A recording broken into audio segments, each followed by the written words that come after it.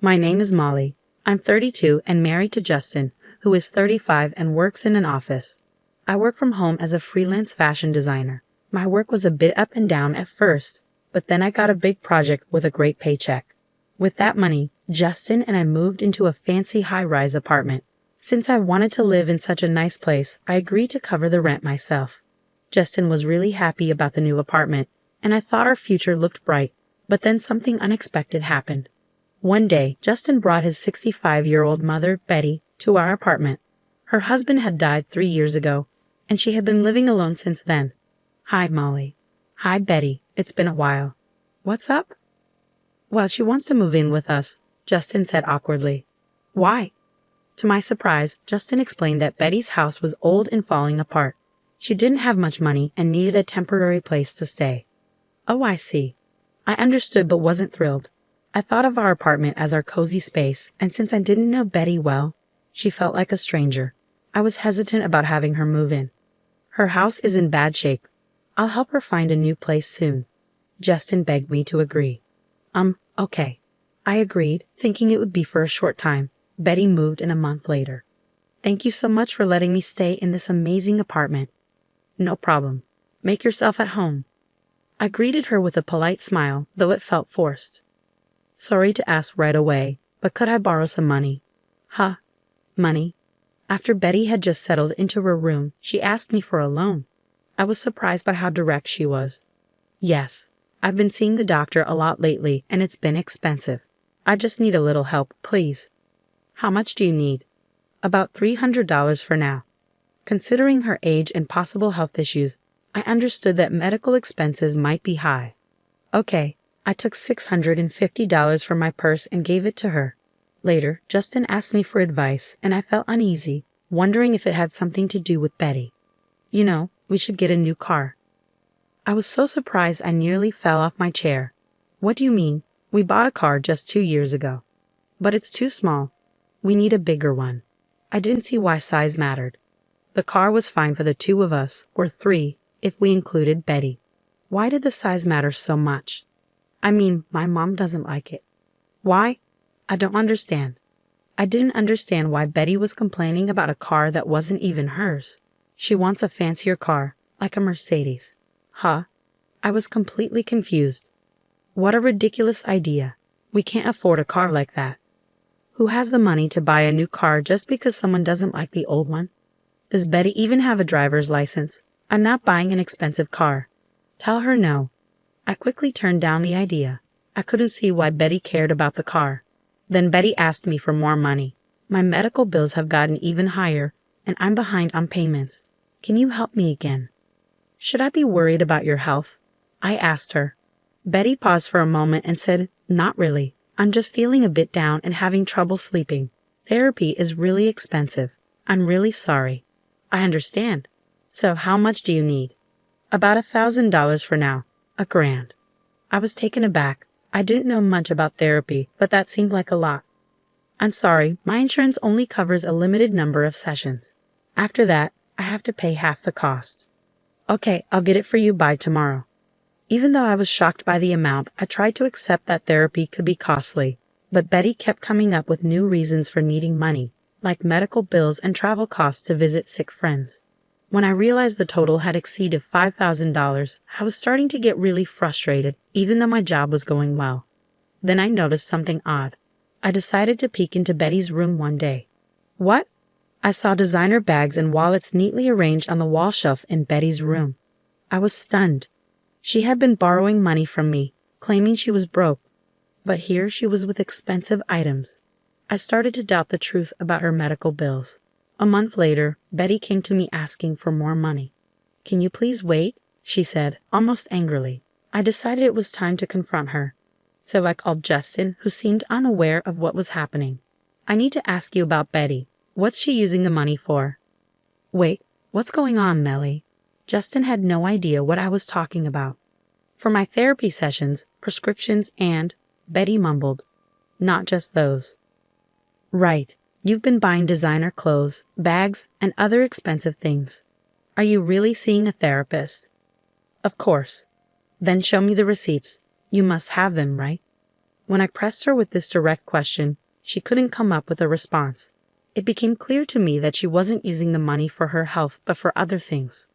Wait, what are you talking about? Justin was still confused. Betty has been wasting the money she borrowed from me. It's over $5,000. Even so, you're being too harsh. Can't you talk to her more gently? Justin was clearly siding with his mother. I don't have receipts. I was using the money for shopping and eating out with my friends, Betty finally admitted. I've noticed you seem relaxed and not at all depressed, even though you claim to have no money. If you were lying, please pay me back right now. Betty looked at me with desperate eyes.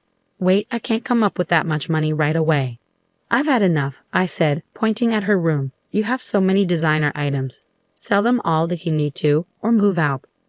Justin, defending his mother, said, Hey, you're being unfair. She deserves a bit of luxury too. I wouldn't call it luxury. You've borrowed over $5,000, and it's wasted. It feels like a scam. You're being disrespectful. Don't act so entitled just because you're living here for free. If you're not happy with this, you should leave. What?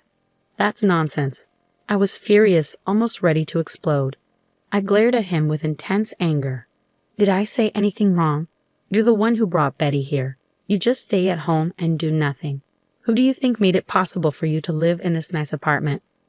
I yelled, You're so arrogant, it's infuriating. Get out now. He was enraged. Fine, don't regret this. I grabbed only the essentials and left the apartment. I quickly found a new place to live. As a remote worker, I could work from anywhere. I wasn't fixed on living in a high-rise as long as I had a comfortable home. What's next? I decided I wouldn't return to the old place. I had been paying the rent myself, and I doubted Justin would be able to afford it on his own. My income was much higher than his. I went to see a realtor who had helped me before. It's becoming really hard to pay the rent due to personal reasons. I could afford it, but I lied on purpose. I'm sorry to hear that. What would you like to do? I asked him for a favor. One day, while I was working, I got a call from Justin. What's up? What do you mean? What? What have you done? He told me the lease was canceled and that I needed to move out. Yes, I asked the property agent to end the lease. I don't live there anymore, so why should I keep paying the rent? Don't you understand that? But my mom and I still live there. That's ridiculous. I was stunned and sighed in frustration. I don't live there, so why should I keep paying for the apartment? If you're having trouble, talk to your mom. Maybe she can sell some of her things to get money. I said it with a touch of sarcasm. Shut up. You were the one who wanted to live in a high-rise. If you don't want to move, why don't you just take over the lease yourself? Wait, I guess you can afford it with your salary. He seemed frustrated and couldn't come up with a better response. You should be able to manage a smaller place, so deal with it and move in with your mom. Are you crazy? My mom has already spent the money from selling her house, and I don't have any savings. How am I supposed to find a new place? That's not my problem. I was surprised he had no savings, especially since he'd been relying on my income. I realized how irresponsible both he and his mother had been. You brought this on yourself. Figure it out from now on. Are you saying we'll be homeless? You're still my wife. I told you to deal with it yourself. I'm leaving. I'm done with this. Goodbye. I hung up on him. A few minutes later, my phone rang again. It was Betty. Yes. Melly, I'm really sorry. I promise I'll pay you back. Please don't kick us out. She pleaded, her voice trembling with tears. I was surprised and felt a pang of sadness. I don't want to punish you, but you need to live within your means. If you only have a small retirement income, you should adjust your lifestyle accordingly. If you want a higher standard of living, you need to work for it. As a freelancer, I understood the harsh reality of working hard to afford a certain lifestyle instead of relying on others. It was my fault. I'm sorry. Please don't let us end up on the street. I'm sorry, but that apartment has already been leased to someone else. You really need to move out. This is a matter of regulations. I coldly rejected her request and ended the call. Later, I learned from the realtor that Justin and Betty had begged him in tears to keep the lease. However, he told them a new tenant was moving in soon, and they had to leave.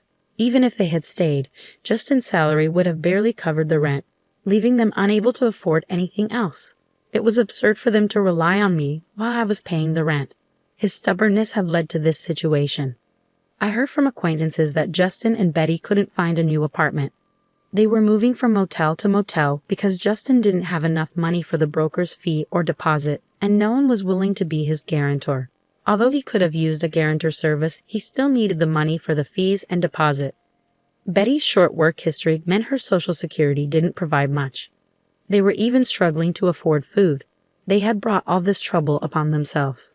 On my side, I landed another big project and became financially more stable.